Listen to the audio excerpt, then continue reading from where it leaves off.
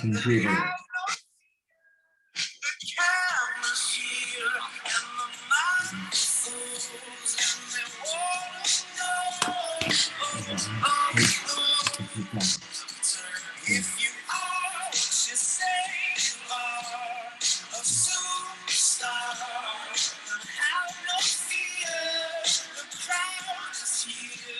All right, Doc. All right, man. The song was just kind of, we're making like the songs more part of why there's a reason why we put the songs on. Yeah. Strategically. Tell us about that one. So I just have to put that because another the superstar of boxing, you can't, you have to mention his name when you're talking about the best in boxing. We may have or I may have my reasons, and and some fighters too, they haven't fully grasped him, especially the Mexican fans. But I mean, he's the biggest draw in boxing. He's got the biggest crowds.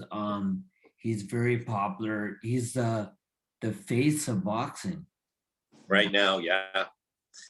But I wanted to, before we get into the fight, clenbuterol. Yeah. Okay? I want to talk to you about that. Okay, perfect. So clenbuterol is what was found in Canelo's blood. And then he got that 6-month suspension, right? Mm-hmm. So it was 0.06 nanograms.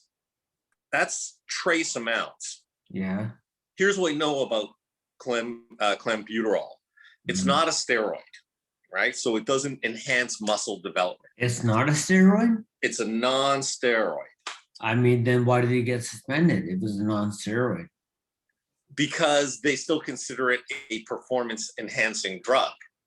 So it's not just steroids that are considered performance-enhancing drugs. There's other drugs that are being used, PEDs, that are non-steroidal, but they're still banned. So here's the issue with clenbuterol. Here's what it's used for. It's mainly by farmers. Yeah. Especially in Mexico, where they use it to beef up the cows, to get more muscle, and it happens to burn fat. So it has a similar action to steroids. Yeah. It also causes dilation of the bronchioles as well. So you get more perfusion of oxygen going to the tissue and into the lungs, and it increases metabolism and heart rate. Right. So it's like a stimulant. Yeah. Yeah. But we don't know, all the studies out there, there are no studies really on humans taking it. And if it is performance enhancing for humans, and if it is, at what dose? It's just on a list of banned substances. Right. So we don't really know in humans if it's that performance enhancing and at what dose. Number two, apparently a lot of Mexican athletes, not just boxing, other sports, are having problems with it because it's showing up in trace amounts in their bloodstream from eating cows. Yeah. Francisco Vargas, he was one of the he tested positive for it. Eric Morales. Yep. So you see, and combine that with the fact that it was such a low dose, a trace amount found in his blood, and also what they know is it will have an effect. It'll be detectable. Its effect will be within 6 days, in about a week. So they take detectable, detectable, but it's detectable up to 9. No, what it means is its effects. If it is a performance enhancing drug. You would take it 6 to 7 days before your fight. Okay. Right? To have that effect. Yeah. If it does what they think it could do. That's number one. Number two is it will be in your system after 90 days. It'll still be.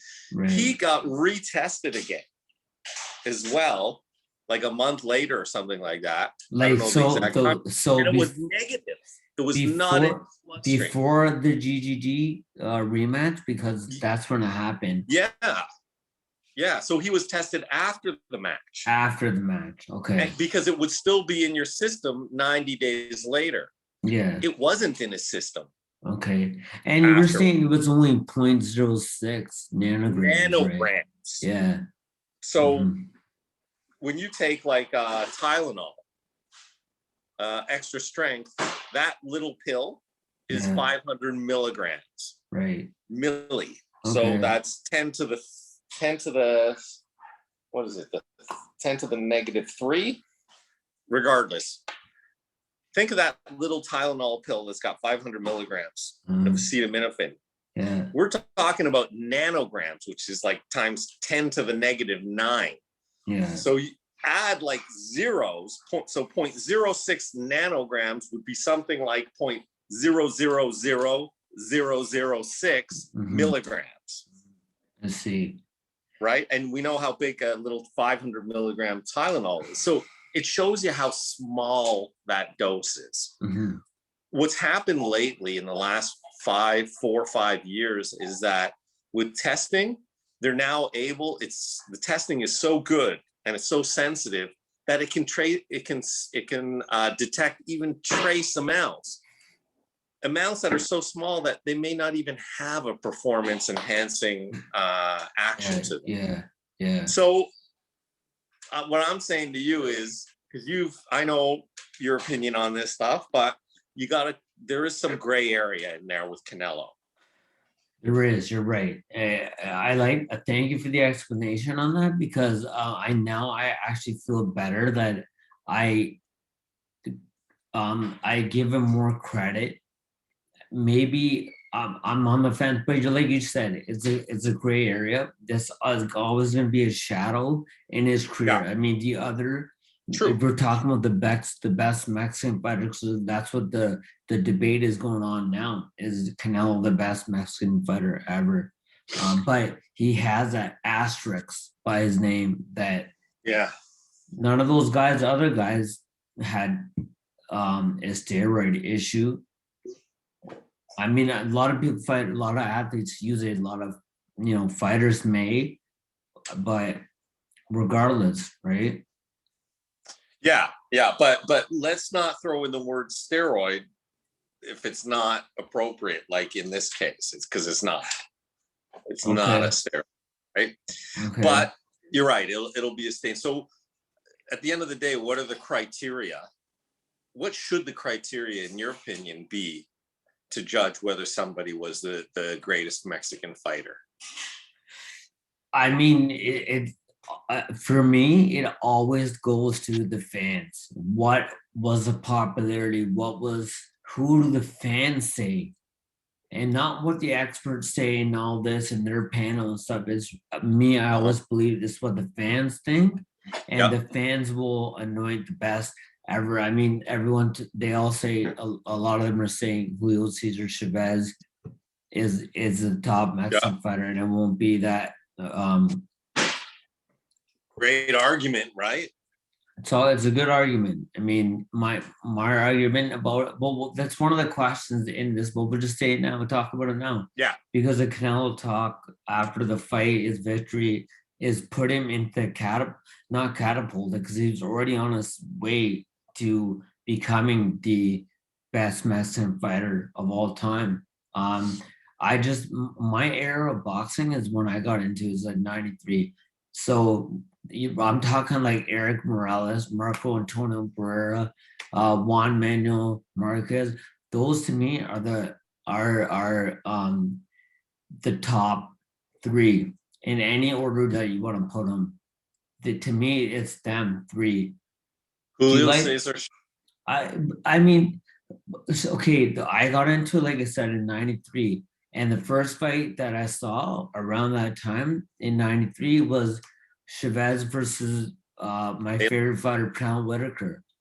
At the Alamo Dome, when Pernell got ripped up bad, and it was a draw. That was ridiculous. It was in front of so many people in the Alamo Dome in San Antonio and Rob. So I put Chavez in there in the top 5, but I got these 3 first, and actually, and then Ricardo Finito Lopez. I loved him. He was a smaller guy, but he was a knockout, like come for great boxing technique with the long arms. Boom, like very nice fighter. So those are my top 5 Mexican. Doc, what about you? Marquez, Juan Manuel Marquez for sure. Also Eric Morales, Barrera, Julio Cesar Chavez, 89-0 before he lost a fight. Yeah. And what's his name? Sanchez. Salvador Sanchez. Salvador Sanchez, Yeah. long, slim, Afro kind of beautiful fighter. Yeah. So he's up there for me as well. And I gotta put Canelo up in there too now. Yeah. I'm gonna leave that gray area. Like there's it's a distorted image to me of Canelo, and I can't see the full. It's distorted. I got you. You know? I think we can only maybe in 10 years from now we can look back and then make a better assessment. Judgment. Of Canelo. Yeah. But don't get me wrong. Please don't. Is that I mean. He's a great fighter. No, there's no doubt about that. And I'm just going by heart and what I feel.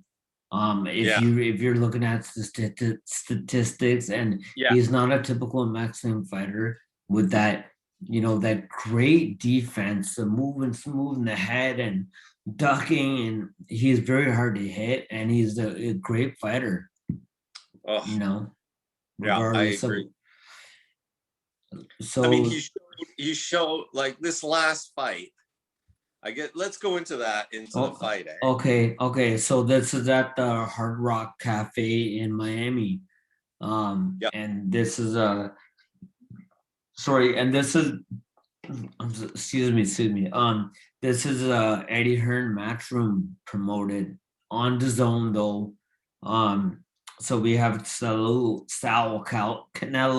Alvarez, only 30 years old, because he's just in prime right now. He's in his real prime. Like, he just got to his prime. I feel like 29, 30 is for that weight class. Yeah, for sure.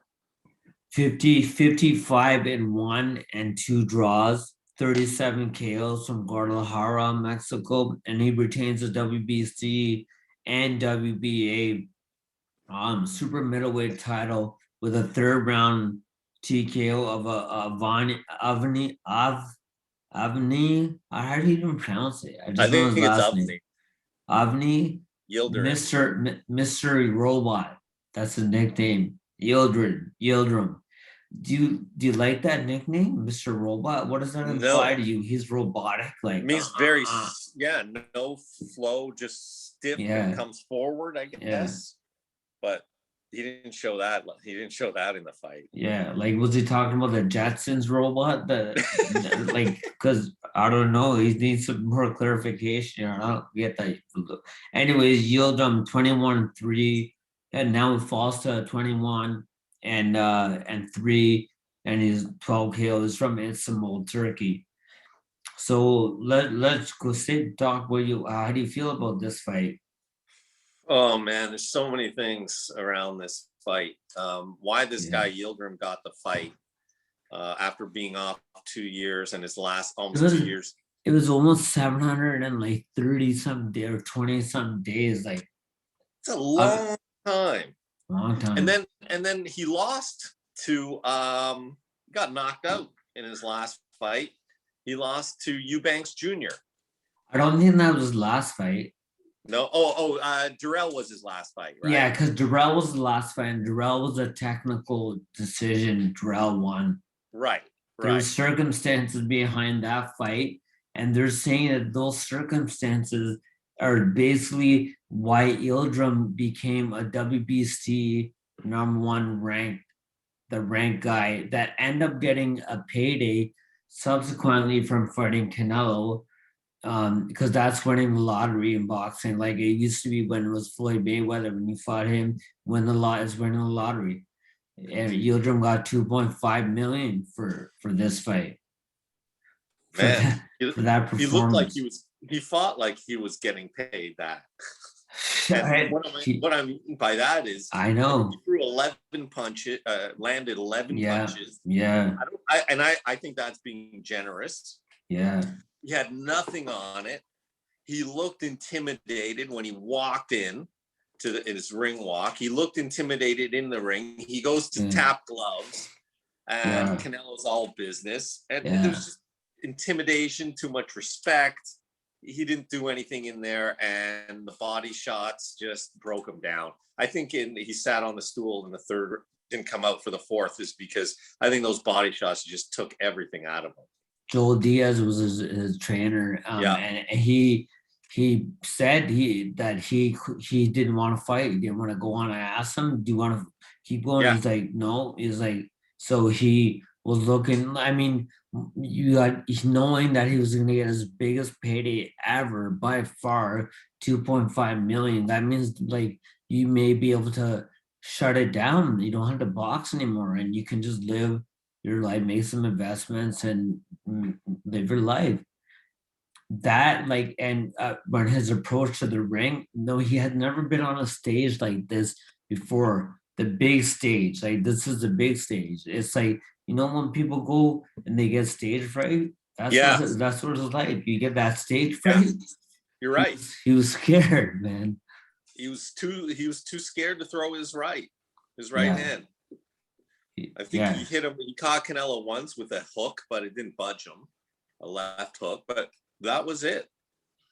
Yeah, he just landed like 11 punches in the whole fight, and Canelo landed 67 in 3 rounds. And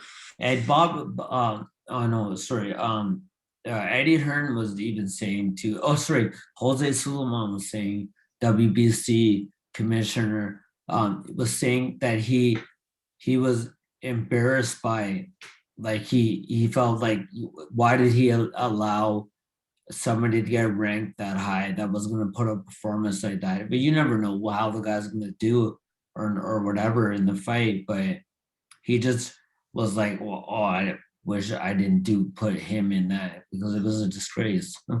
To us, it was a disgrace. Yeah. Fight, man, fight. Well, anyways, Canelo. So the next fight now, we're talking May 8th, and it's done. It's happening May 8th. Because the last time they were supposed to fight last year, Cinco de Mayo, and COVID-19 was the reason why it got canceled. I kind of feel that will the question here, will Billy Joe's son, BJS, will he show up for this fight? Will this fight be canceled? Or because I don't think he's pulled out with a fight from Canelo before, saying that he was, oh yeah, I want to fight Canelo. I want to. Then they were wanting to make it. Then he pulled out of the fight. So I don't know. He'll do my opinion, and I'll quickly, and then I'll let you talk about your opinion. I think BJJ will be better than the other British fighters for sure that have fought Canelo. He'll be better than that, maybe for a few rounds, but Canelo's, love him or hate him, Canelo is on this level up here. And 4 fights, this will be his 3rd fight in like a few months, right? Like 3-4 months. Yeah, well, this will be 5 months. 8 weeks ago. Right? He fought Callum Smith? Yeah, in December. That was December, right? That was December. Yeah. Then he fights 8 weeks later. He fights this guy Yildirim, and then 8 weeks from now, he fights Billy Joe. So let me ask you. You know more about this because you've had fights close together, just being an Olympic fighter. What happens? What do you do as a trainer to keep your guy in shape, but not overtrain him? Because it's every 8 weeks, which is normally you shut it down, you get rest, then you recover, then you start an 8-week fight camp, 8-10 week fight camp. there's no downtime for Canelo. So what do you think they do with him as far as training, sparring, all that? That's 3 fights in a close amount of time in 4 months. Yeah, you're right. You're right. It is. It is. But the thing is, in boxing, the person that's active is always getting better. You're not like taking time off after a fight, putting on weight, and then your training camp. A lot of it is just losing weight. Because I did that myself a lot. I'd always put on weight in between professional fights, and up and down, yo-yo does not work. Does not work. I mean, being in the gym and being trained like Eddie Reynoso, you got to give the guy credit. The guy's probably is Yeah, the best trainer in boxing right now. yeah, Look who he has with Garcia, and he's got Ruiz, and he's got Valdez, and look at the performances that yeah, these guys have put on, right? yeah. So he's a very smart trainer. He'll never let his fighter, and these fighters know him because they're talking. Canelo's Ryan Garcia was talking about, like, we feed off of each other. Canelo gives advice. You should see a lot of videos of Canelo giving advice to Valdez and whatever. So that's always they're all gonna help you get there, and no one's gonna allow you to overtrain. Okay, good point. Good point. Good. I think that. Good. I think that. Okay. Yeah. Yeah. I was thinking about that because I've seen a fight, well, a UFC fight it was, where the guy had overtrained. Yeah. And when he got in the ring, he had very little left in the gas tank. And that's what happens with overtraining. It's not enough recovery and rest. I've done it before, Doc, a few times, You know, man. It's like you're like, oh my, I'm in great shape, but then you got nothing. You're sparring, and you're slow. You're not sharp. yeah, And that's a yeah, key word, is the sharpness. right. That sharpness. Yeah, but Sick what you're feeling. saying makes sense. When you got a team behind you, they're going to make sure Yeah, that, and they're a great team. They're a great nucleus. Like yeah. who wouldn't love to be in a stable like Oh, that?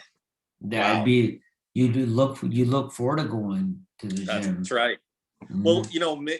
an undercard of that fight, there was, just to digress for a second, Yeah, Williams Arroyo. yeah, He fought a guy that just came in the last minute, yeah. right? Night. Just But he was I'll supposed to fight Julio Cesar Martinez. Martinez. Yeah, And guess who Martinez camp is with? they're with Reynoso. Reynoso, yeah. Oh yeah, That would have been the fight I wanted to see as well. he's That he's would have good. been an He's awesome good. fight. Julio Cesar Martinez he's dangerous. Very dangerous, good, Yeah, solid fighter. McWilliams Arroyo yeah, looked amazing. He was in great shape. That would have been a nice fight to watch. yeah. McWilliams Arroyo, like he was Doc. He was in our circuit, like a couple of tournaments that we went to. Yeah, Him and he's got a twin brother. They're identical twins. Good fighters. Like back yeah, then, we even used to say they're good little fighters, small guys. that's right. Yeah. So, yeah, I mentioned that because he's also in the Reynoso camp. Ruiz. I saw a picture of Ruiz late. I sent you the one picture Yeah, right, and he looks great. looks awesome. Ruiz is. Oh man, you just caught me. But I think Ruiz is fighting Chris Arreola. Like Arreola's still fighting. Yeah, that hat. I know that. I mean, Ruiz is going to destroy Arreola. Gonna destroy him. But that, I don't think they've made that fight yet. But that would be a nice that would be a good comeback fight. I think it's very Ruiz. close to be made or it's made, and they Good, got a date good. and everything. I think that's a perfect fight for Ruiz. A nice little tuna fight, and then let's see him put him against Wilder. Doc, I say he's the second best. Third best heavyweight. Joshua and Fury 1 and 2. I say Fury 1, Joshua 2. then Ruiz, then Deontay Wilder. I agree. And I'd like That's to why I see like you, man. You always agree. No, I don't always agree. Most of the time, man, because I think it's more you agree with me. Oh, okay. I started the conversation. But on this one, I do agree with you. Mm-hmm. yeah. I haven't been that impressed with too many other heavyweights yet. I know. Although there was a pretty good fight on that card, though. Yeah, on the DAZN card, and that was we'll get to that. Okay. Okay. So I'm just did we really talk about all the Billy Joe Saunders and how this is gonna be May 8th, Cinco de Mayo. Yeah. Eddie Hearn is Matchroom, and he promoted this DAZN card with DAZN, the network and stuff. Yeah. Because Canelo is on like I think he's on a fight by fight basis, or a couple fight. Three fights. 3-fight contract with Matchroom, and and apparently they get along very well. So we could see more fights with Matchroom. Yeah, and Oh, sorry. No, Eddie's over the moon right now because he's talking about the Billy Joe Saunders fight, and Canelo is gonna be the biggest fight. It's gonna be the biggest fight in history, and like I know it's gonna be another loss for one of his fighters, though. He's on a terrible losing streak. Yeah, but he can't stay over in the UK, mate. Yeah. over in no disrespect, Eddie Hearn. No, I like him, but he's great for the sport. Yeah. Yeah. No, when they come over here and stuff in the US, but this is where it is. This is where boxing is the biggest over here. The biggest fights are over here. Absolutely. And the biggest pool of fighters too.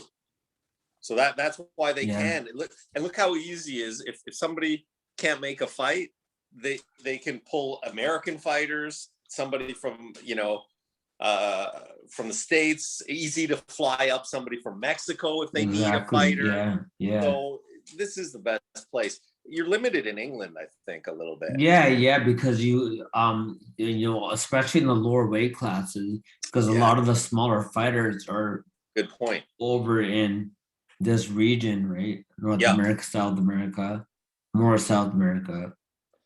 Yeah, true. Yeah.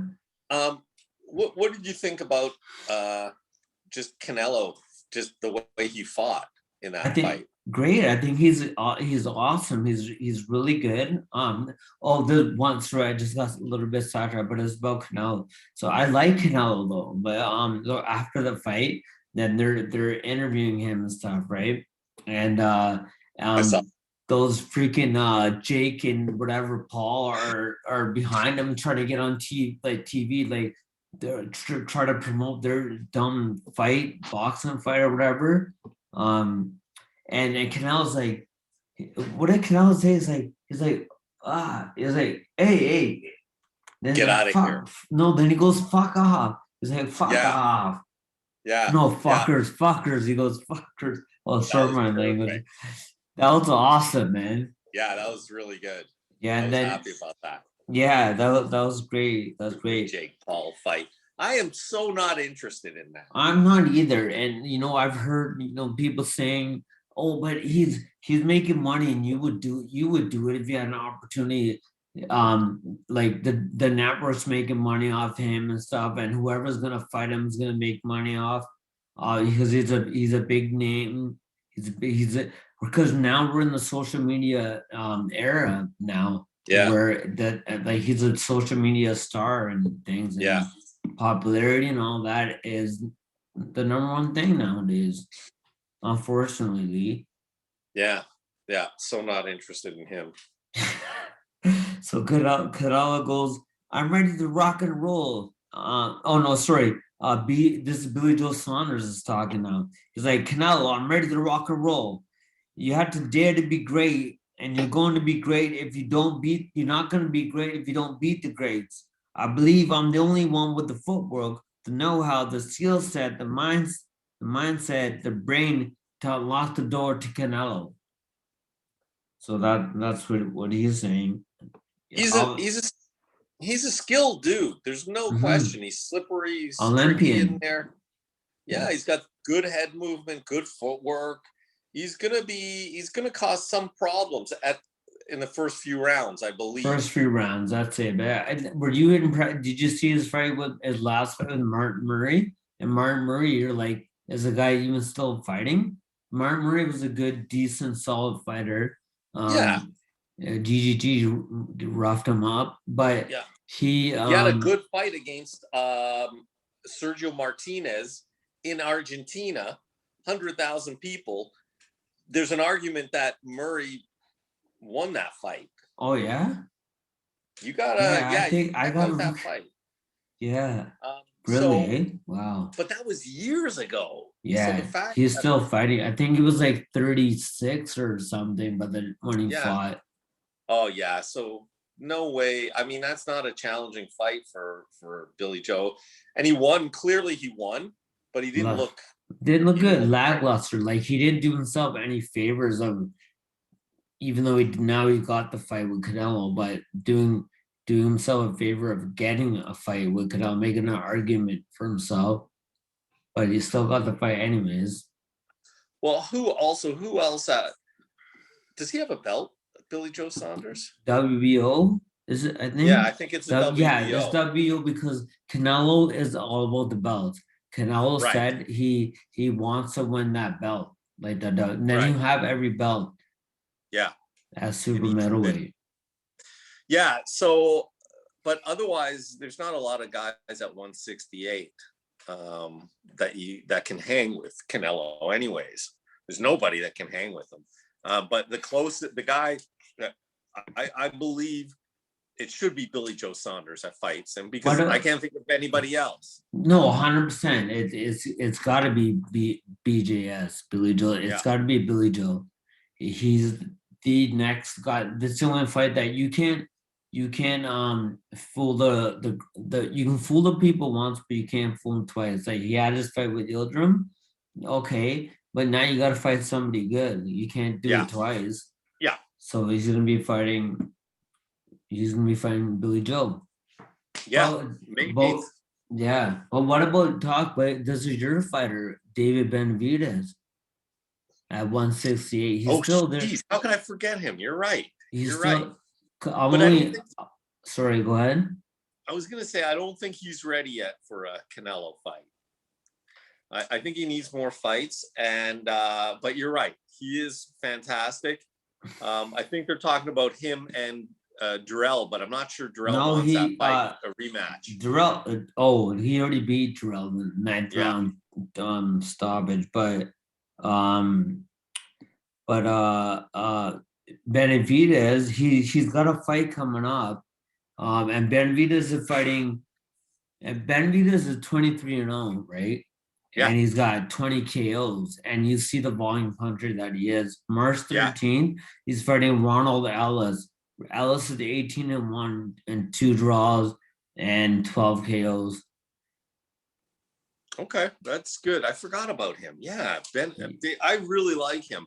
I like him too. Canelo. He's no Canelo, and we can talk about a couple. Like he lost his belt twice on the scale. Sorry, once on the scale, one because he got suspended for cocaine use. Yeah. Right. So that's right. To me, that shows that maybe he's not fully committed to the sport. Like Canelo is. That stable of Eddie Reynoso fighters are, and I think if you're not 100% in this sport, then you ain't gonna make it to the top, and you can't fight with those guys that are up there. Well, now after the cocaine thing, he did. I saw an interview with him. He did own it. He said, "I made a mistake. I screwed up. It will not happen again. I apologize to my fans, my trainers, everybody." blah, blah, blah. But he did own it at least. He didn't try to deny it or slop it off. So hopefully after that and the suspension, he's back with 100% commitment. Yeah. But then you look at the other time he lost the belt in his last fight when he fought that Angulo guy. And Angulo, he TKO'd him in the 10th round, but he lost his belt that day as well too on the scale because he didn't make the weight. He was like 3 pounds over or something like that. Yeah. So that shows a little bit of undiscipline as well. True. And I you're right. I can't argue with that. But can I just add one thing? Sorry, Doc. So it adds a little bit of but it's not like he's too big for the weight class because he's fighting still at 168, and his trainer, the people that are working with him, told him let's move up to light heavyweight, but he says I'm not staying on this weight. So it's not that he's too big for the weight. Not yet. He's a tall guy, and it is harder for these guys to make weight. But for him, anyways. But hopefully he's got the right people around him. But he's young. His metabolism is like it's firing, man. 23. Let him stay at 168. I agree. But at a certain point, as he gets to his late 20s, early 30s, he may, with his height, he may have to go up to 175. We'll see. Yeah. But right now, I like him at 168. I still like him. Oh, you know who else is at 168? Caleb Plant. And Caleb Plant's the other guy that they were mentioning, but do you even want to talk about him being in this spot? I don't think he is. I don't think he is. No, but he's good fighter. He's a good fighter. He's a combination puncher, so smart, he's crowd pleasing. The nice other guy, but absolutely. And we love watching combination fighters. Yeah. Right. That's the most exciting. But there's also at 168, it's just in my head. Oh, there's Caleb. Oh, Demetrius Andre. Oh, yeah. Matchroom as well. But isn't he he's light, he's 168? 168, but he may have moved up, I'm not sure, to 175, but I'm pretty sure he's 168, super middleweight. I think I'll have to look at it, but I think he was smaller. I'm gonna get you on this, man. Yeah, check it. You gotta get me on something. Dude, oh, come on. It's been so long. I did some homework. You need to. I'm a good boy. Okay, Doc. That the Chinese fighter that you're talking about was Zili Bang Bang Zhang from China. Yeah. That fight was this Chinese kid, he learned really quick. Before we jump into that, he was taken to the hospital and everything too for what was it? He went to the hospital for a neurological scan and everything was clear. He was diagnosed with anemia and high enzyme levels, but low-level retinal failure caused by severe dehydration. Yeah, so that should not have permanent damage to him. Okay. Right? He's just got to rehydrate and take some time off. That's number one. What else did you say there was? Anemic. So anemia. So that's low iron, basically. Okay. Yeah. Right. Anemic. Anemia. Yeah. So he'll just need to have a few 16-ounce T-bone steaks and he'll be fine. I'm sure he got some money for that fight, anyways. Yeah. But he's 37. 37, youngster. 37 years old. Yeah, Yeah. he's an Olympic silver medalist from the Beijing Olympics. Did you And watch the fight? Beijing, when he fought, did he fight the Roberto Clemente? Who was that heavyweight? No, I didn't watch him in the Olympics. I don't Oh, know. sorry. In this fight Yeah. you're talking about. Yeah, I did. Not all of it, but I watched the beginning. The beginning he knocked him down every Zhang. First 3 rounds. First 3 rounds, knocked him down every time, every round.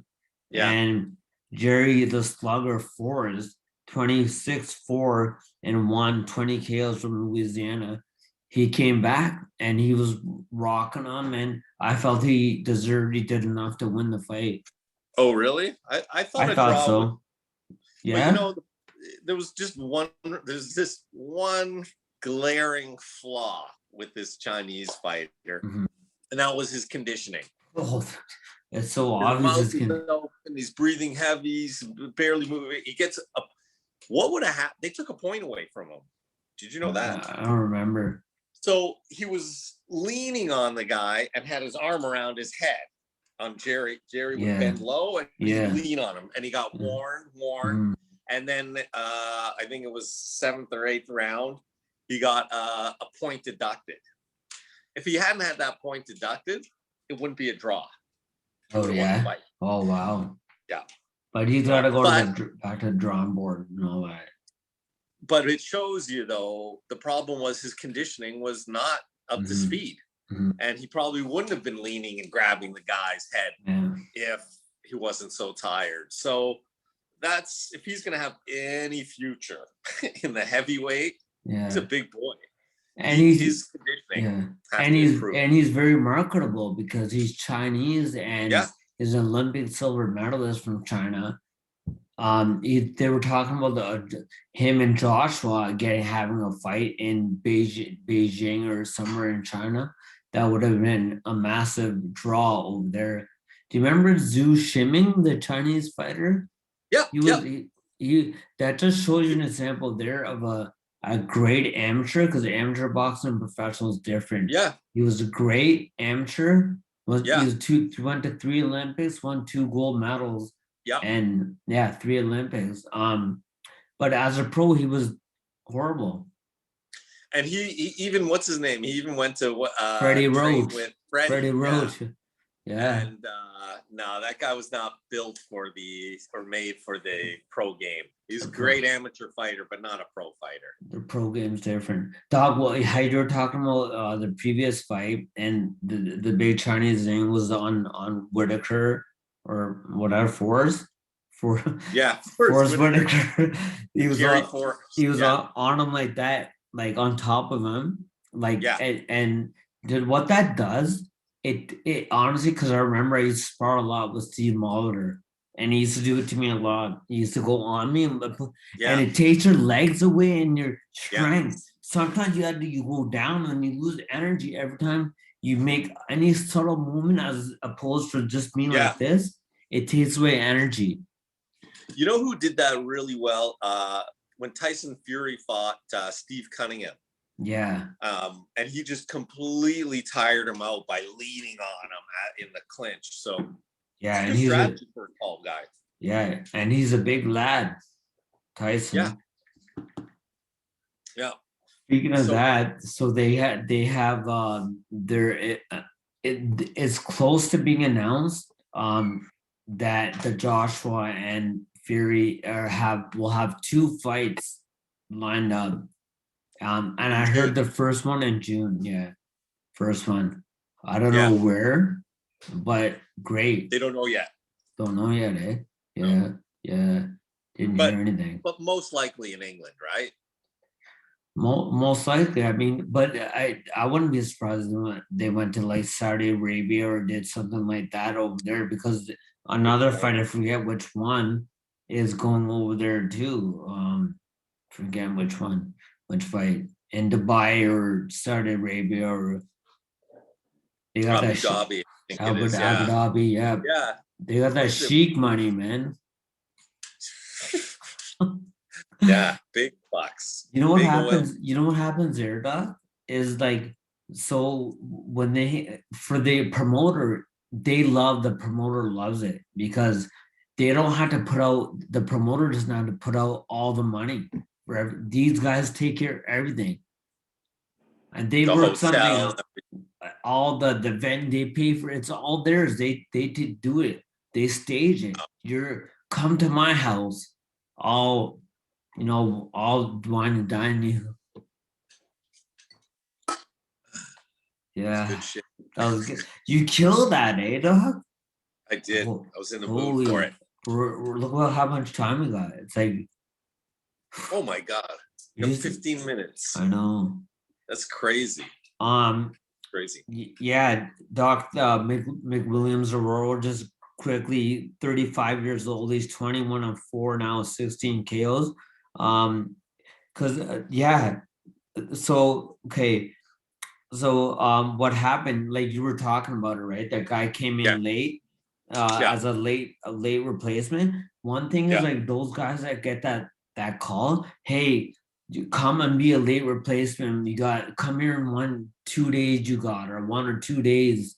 Come, we're gonna pay you more money than they pay out a lot of money because they're trying to salvage the fight, right? Usually it's a card or if a opponent Yeah. falls out, they're in big danger. So they have they already have these guys on back burner, but they call like this guy doesn't if he doesn't make weight or whatever or he pulls out. I got this guy. I'll call him. Call him. Mhm. They do. This is matchmaking at its Okay. finest. Yeah. Yeah.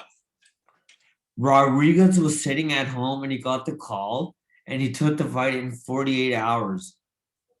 And he normally competes at 105 pounds, but they fought at Yes. 112. 2 weight classes above Yeah. his weight. Yeah. And that's He had no chance. massive for the smaller weight classes.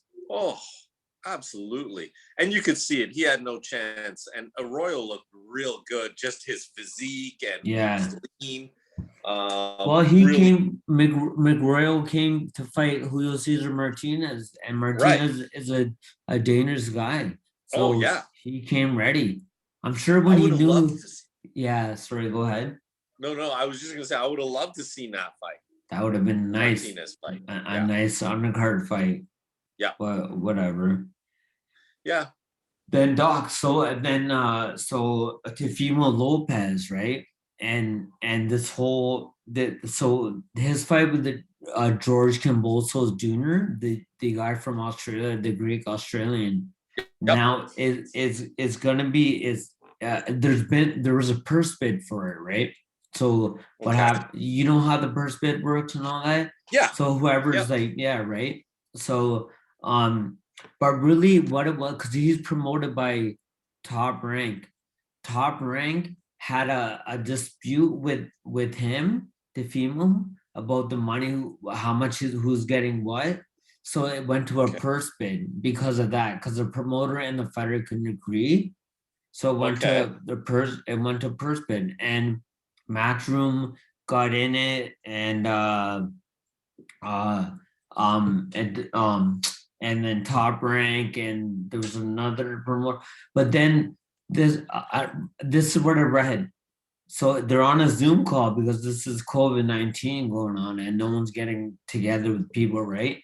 So they're on a Zoom call. Mhm. All of a sudden, on the Zoom call comes in Triller, this station, this network. I don't know what Triller is exactly, but Triller is actually the remember the Tyson and Roy Jones fight? They promoted that. Okay. So they were the promoter. So they came in. So these guys are lowballing, like Top Rank and like 2.7 Matchroom. I don't know the exact figure. I got it here somewhere, but I don't want to look for it right now. But then oh yeah. Then okay. Matchroom, their bid was 3.506 million. Top Rank was 2.135. But the winning bid was Triller, and Triller was 6.018. That's how much a a lot more than these guys, but Lopez, he even said this, and I give him a lot of props because he went against his own promotion and everything, and he held out. He's like, I want more money. I know these fighters say I want more money, but I feel like with him, he deserves it because he beat the Beat best the guy GOAT. in boxing, Yeah. Lomachenko. Yeah. So he ends up getting he gets 65% of the purse. Some of it goes to Top Rank and some of it goes to Cambosos. Cambosos gonna get Wow. like 2 something million. So I give the guy credit for sitting out like that, waiting for that. And then all of a sudden, bang, Triller comes in. We take the fight for 6.018 million. Sold. Wow, man. Hijacked it.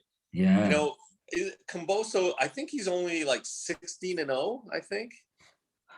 I think so. I got He's it not in. ready for Teofimo Lopez. I don't think so. No People in way. Australia think he is, but no way, man. This is a little bit above the Ildrum, an Ildrum type. No, I don't. He's good. The Cambosos is good. He's beat good. some quality, but he's not at a Teofimo Lopez, a takeover level. No way. No way. Not at 16-0. And he hasn't fought that. Who has he fought that's real high ranked? But he beat Comey. Like Comey, regardless, the guy's good. Comey is good, man. He's absolutely, even though he got knocked out in that fight, but that's Teofimo Lopez. Like Comey is good, a really tough fighter. Camboso beat Comey? No. I'm just saying. Teofimo did. Teofimo beat Comey. Yeah. Camboso beat, I forget the opponent. He beat some British fighter. I think Lee Selby or don't Lee Selby. He beat. Wrong. Yeah, it was Selby. Okay. It was Selby. I'm not as dumb as I look, eh? No, well, yeah. No, you're not. But I was never a big Selby fan. Me neither. He never really impressed me. Not to say he's not a good boxer, but he's not a great boxer. Yeah. He's just not. Yeah. But this is way too early for this kid Camboso to come and fight Lopez. Yeah. No, he's not. Lopez needs to fight one of the 135-pound weight class. These guys need to do something. Like Gervonta Davis came out and said that he's gonna make an announcement shortly. It's gonna be some big news shortly. So is he gonna? Let's hear who his opponent will be. But one of these top 135 guys, Haney and Garcia. They got a tank. These guys, let's get it on. Let's get this going. I agree. And I would love to see like a tournament style thing again. Yeah. I enjoy those. That's like a super 6. That was awesome. It was amazing. It just took too long. It was over 2 years. Yeah, over 2 years. But the best fought the best.